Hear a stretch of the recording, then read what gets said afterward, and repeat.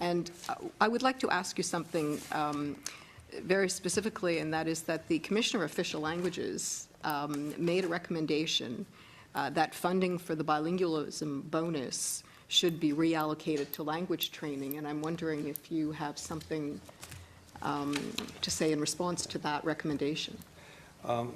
We are looking, I mean, we want to do what works and what, evidence-based decision-making in terms of what works and what is most likely to work to increase bilingualism within the public service. I'd like to turn this, when I was on a radio show a while ago, and the topic was on the millennials, and one of the other people was citing this issue that one of the reasons they don't, because they're intimidated by the language thing.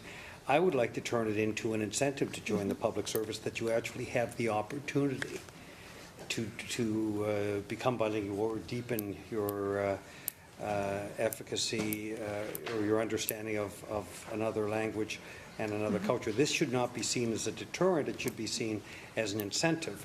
But it's a broader issue, and also to Senator Jaffer's question ties in here.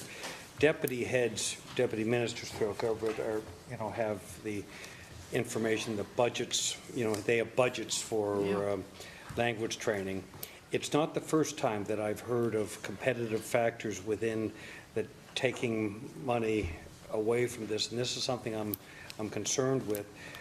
And we will also get the provincial, the breakdown by province to better understand that. But we want to prevent situations where effectively there's a competition between where somebody is sent, to learn something that ties into their job but is not bilingualism, and somehow that takes away resources from bilingualism. We've also got to embrace we've also got to be we've got to recognize the role of technology here and the potential to do with technology things cost effectively that we were not able to do before in remote areas.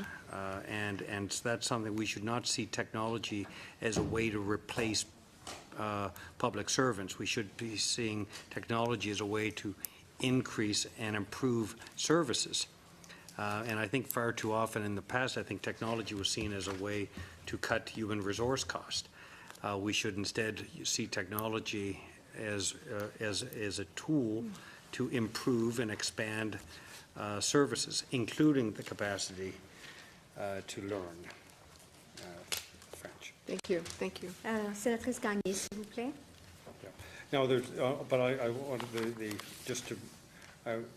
There's no plan to change the bilingualism bonus.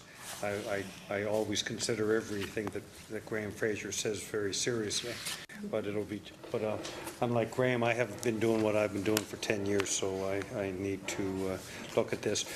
Currently, it's 71 million per year. We have no plan to change the bilingualism bonus, but we are open to ideas that, in everything we're doing, to ensure that whatever we do is the most effective way to achieve whatever the objective of that particular program is. So if we're interested in increasing bilingualism within the public service, and we'll look at all areas and policies and ideas and tools to do that.